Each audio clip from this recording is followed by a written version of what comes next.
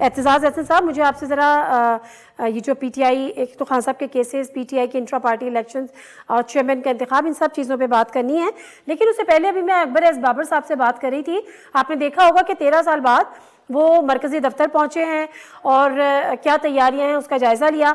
अभी उनसे बात हुई तो उन्होंने कहा कि ना वहाँ पे वोटर लिस्ट थी, ना वहाँ पे कवायद और ज़वाबित का कोई पेपर था, ना कुछ चीज़ें थी।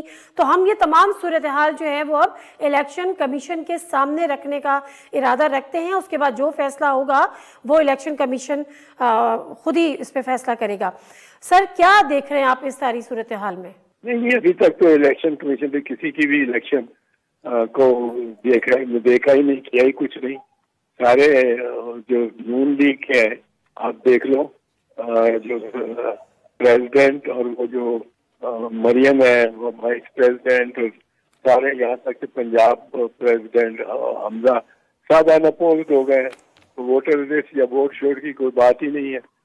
तो ये, और उधर किसी ने देखा नहीं, इधर पता नहीं नजर क्यों पड़ती है इसकी बाबर की भी। और वो जाके देखता इलेक्शन नून लीग ने जिस तरह कराया है। अच्छा, लेकिन सर ये कोई खतरनाक खतरे की बात हो सकती है?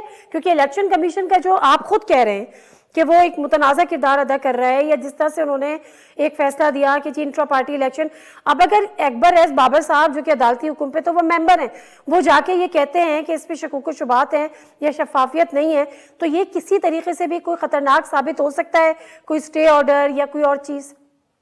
देखिए, अगर तो कोई कैंडिडेट ही ना आए एक पोस्ट के लिए, तो ये तो नजीर है सारी जमातों में, कोई नहीं खड़ा हुआ। लेकिन वो खुद लड़ने की ख्वाहिश का इज़हार कर रहे हैं।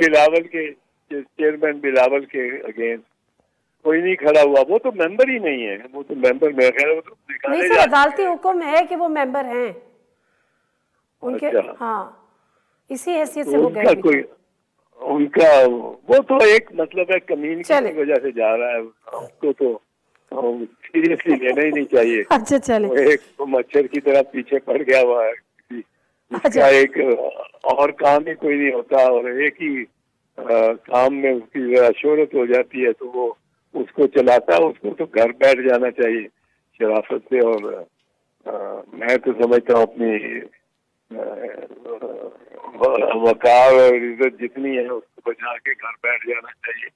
तो हम बहुत आगे चली गई हुई है। चले। और अब ये लेकिन ये जो इलेक्शन कमीशन है और इलेक्शन कमिश्नर है, ये को जो गलत काम कर सकते हैं ना वो करेंगे एक पार्टी के हक में जो जाता है, और वो पार्टी जिसका मफरूर मुजरिम आके आज पाकिस्तान में बादशाहों की तरह फिर रहा है और उसको प्रोटोकॉल दिया जा रहा है। बिल्कुल सही है।